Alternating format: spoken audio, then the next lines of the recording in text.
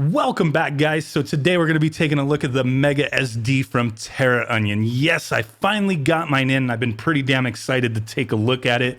And today, that's exactly what we're going to be doing. We're going to look at the UI, the options, some gameplay, give you guys my thoughts and impressions on this thing. So if you're not familiar with what the Mega SD is, it is a flashcart for the Sega Genesis. Flashcart allows us to play our ROMs on our original or clone hardware like we're playing the original game, the original cartridge. So that is definitely a cool thing. Flashcarts have been around for a long time, but the Mega SD's got something pretty cool going on with it that nothing else has for the Sega Genesis. We can play Sega CD games without the Sega CD hardware. That is huge, and that's why a lot of people have been talking about this device. Now, yes, it is a very pricey one. $260 US currently. It's actually around 280 shipped. So you have to keep that in mind. Take a look at that price. Does it offer what you want? And is there value with what the price is? If you look at other options out there, such as like the Mega EverDrive, which I love the line of EverDrives. They are quality products.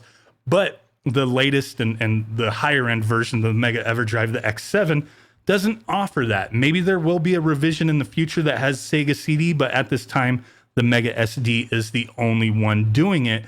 And as you can see, the Mega EverDrive X7 goes for around $200 depending on where you get it. So the price difference is going to be substantial, but not crazily so. You're paying about $60 to $80 to have Sega CD support. You know, if you prefer EverDrives, maybe wait for a newer version to come out. But if you want this now, if you want to play Sega CD on your system without the Sega CD attachment, this is the way to do it. So we're just going to go ahead and dive right in and take a look at how this works. So the user interface, fairly basic stuff here. It's just like the rest of their flash carts or products that they have. The Super SD System 3, the Neo SD, the user interface, the menus look fairly similar. Nothing really to get excited about. It works, does what it's supposed to do. Select your damn games and go.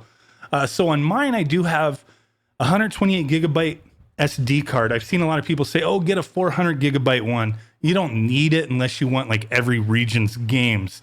US Sega CD with Sega Genesis with all the regions, just US Sega CD. You really don't need anything more than a 128 gigabyte SD card, and they're cheap. I just prefer not spending more on the higher capacity micro SD cards because they can fail over time. And it becomes a waste of damn money. I'm comfortable around the $20, $30 price point on SD cards. Won't spend more than that. So just wanted to give you guys that because I've seen so many people say, get a 400, get a 256, get a 500, whatever. You don't need it. Spend less, keep backups of your saves and all that stuff in case you ever need to swap SD cards. But here we go. Works just like a Mega EverDrive. You know, have your games and folders and whatnot. With Sega CD, the one thing is you have to have your games in their own folders for each game. You can have your bin and queue files, all that good stuff. The other thing you're going to need to do as well is have a BIOS folder on the root of your SD card with your BIOS for whatever region you want to play games from. So before we jump into Sega CD, let's take a quick look at our options. So we have boot the last game, obviously allows you to boot to the last game that you loaded. Comes in handy if you just want to not lose focus and you just want to stick to one game, say like a long-ass role-playing game. You can set that up and be good. So then the next option we have is Auto Region Fix. Auto Region Fix, it attempts to just, set up the region if the game requires a region that's not hard-coded into the console. So that can come in handy. In-game reset, you would hold up and start for a few seconds and it would reset your game back to this menu so you could select something else. Definitely something that is useful. And you would want to make sure you had on if you had boot the last game on. That way you can easily get back to the menu if you wanted to change things up. In-game menu is defaulted to off. I do have it on so I can demonstrate that in a second. That is a quick up and start button press, and it brings up a menu in your game. In Sega Genesis, it gives you save state options. In Sega CD, it'll give you audio options. So game load reset type, hard reset, or soft. If you like it hard or you like it soft, the choice is yours. But hard reset, it does a hard reset when loading a game and booting the menu. Soft will just load the game using a soft reset. The hard mode is more compatible, and it's usually required for using certain hardware or using like the Mega SG. So it's definitely recommended to leave it to hard. Oh yeah. Per game CD backup RAM. You can have this on and it will create a file for each game. If you have it off, it'll create a file in a separate folder. Select CD BIOS. This is what I was talking about. You go in here. For each region, you could select your BIOS. I'm only playing US games at this moment. So you can go ahead and select and it'll open up that BIOS folder you have with whatever BIOS you have. And you can go ahead and select which one you want to use. Some may have some compatibility issues. I know it mentions stuff like that in the documentation for this device. So keep an eye on that. I am using the US version 2.00 and have not had any issues. So you could do that for each region, but like I said, I'm only doing US, so I'm not worried about it. So emulate seek time is the next option. The default is off. Enabling this option, it makes the Mega SD simulate the time the CD read header takes to move from a part of the disk to another. It will take a while longer to load data if you have this on, but it will fix some audio CD desync issues in some games. So it is something you may have to use, but I haven't had any issues yet. So I am leaving that off. Enable Master System FM. So it just emulates the sound chip for the FM sound for the Master System. If the games support it, you will get that enhanced audio. Graphics scaler speed up. I'm not 100% on that. I haven't seen any documentation explaining that. I will look it up. If I could find something, I'll put it in the description so you could take a look at that. CD audio volume. Now we have some audio options. Treble boost. PCM audio volume, low pass filter, disable UI sounds, and then reset the defaults. About, and then version. If you go into about, just give some credits. Version will show you what your serial number is, which can come in handy because, hey, it kind of sucks, but it is the way that they're running things. You do need your serial number to register on the website to download the latest firmware. Some people think that's a little, not cool to do. Some people don't care. It is what it is. You do need that serial number. It is listed on a sticker on the inside of the cartridge. I could easily read mine. Some people have had issues, but if you go into version, just booting this up, it will give you that number so you can input it on the website, download the firmwares. Didn't really bother me. I haven't had any issue. So that was all of our options there. Okay, so let's go ahead and take a look at a Sega CD game. I mean, that's what we're here for anyway. So let's boot up Final Fight CD. As you see, quick little screen just gives some game information that boots right up very quick. I have not had any issues with Sega CD whatsoever, but I'm going to go ahead and start this game up, shut the hell up for a second, turn up the game audio, let you guys check it out. So I'll be right back with some more information. Let's watch the gameplay.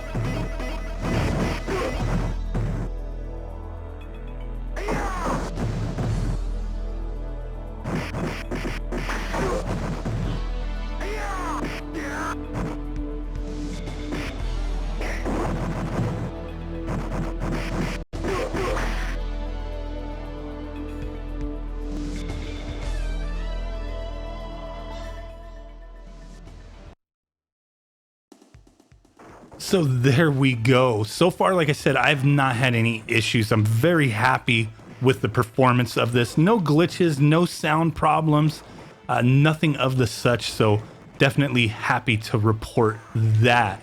If there's any issues that anybody discovers, I'm sure somebody will find something. hopefully things can be fixed, and they should be able to be fixed easily with a firmware update. So there is that. But like I said, I've tested quite a few games and I haven't had any issues come up. But let's go ahead and take a look at that in-game menu real quick. So up and start, boom, real quick. In Sega CD, we don't get save states or anything. That kind of is a little bit of a downer.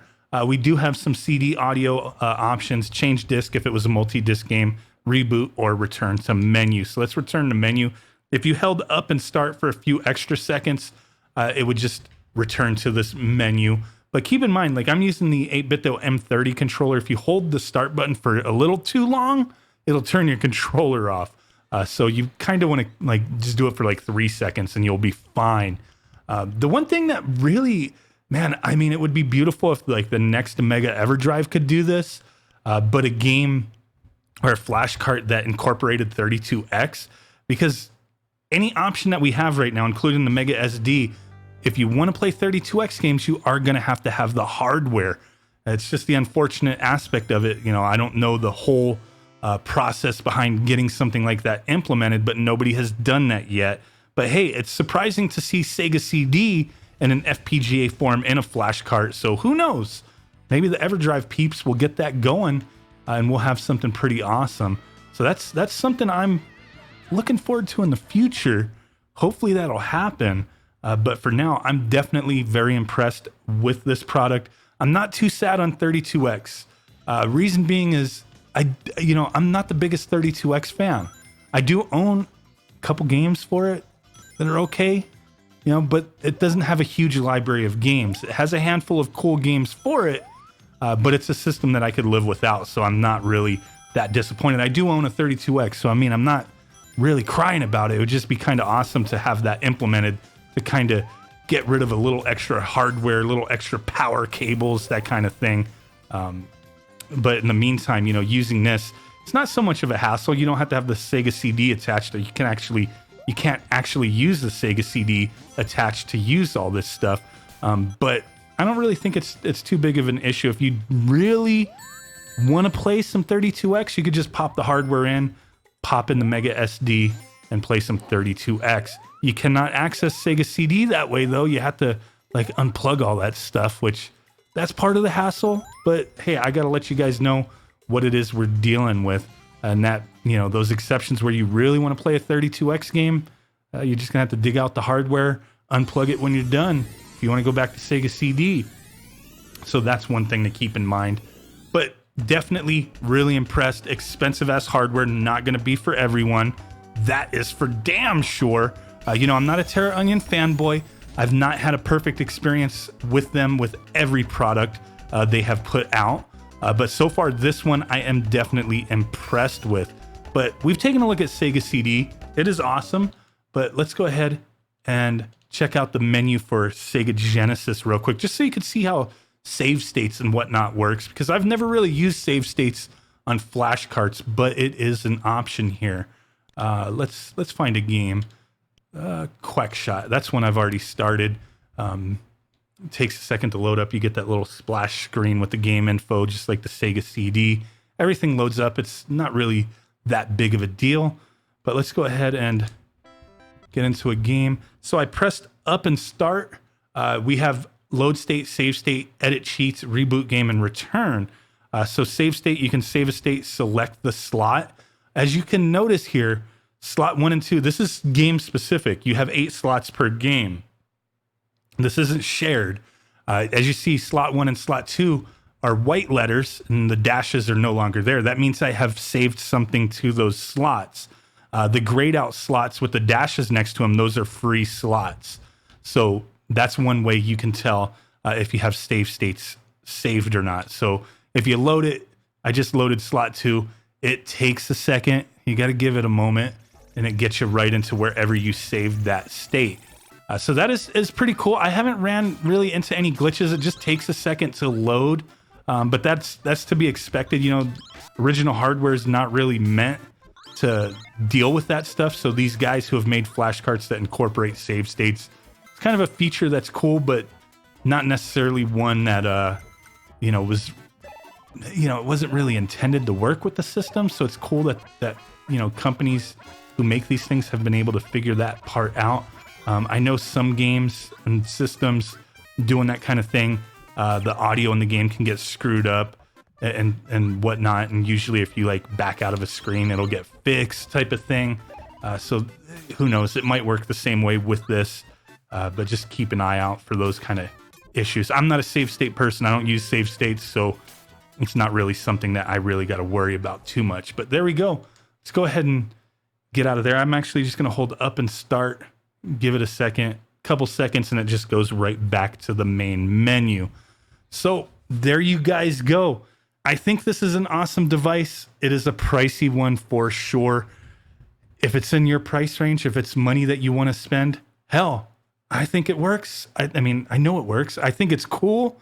I think it's a nice little device that kind of, gets away from having all that additional hardware. And if you're in the market for an EverDrive type device, a flashcart for the Sega Genesis, can't go wrong getting Sega CD for that little bit of extra money compared to the higher end EverDrive that's out there right now. Definitely looking forward to whatever new EverDrives come out in the future. I've been in contact with these guys over a few things, and I know some stuff is being worked on. I don't really know much, but I'm hoping there's some stuff with Sega Genesis that would definitely be cool. So really do appreciate you guys hanging out with me. With that said, I will catch y'all next time. Peace out, bye-byes, and boom. Bye!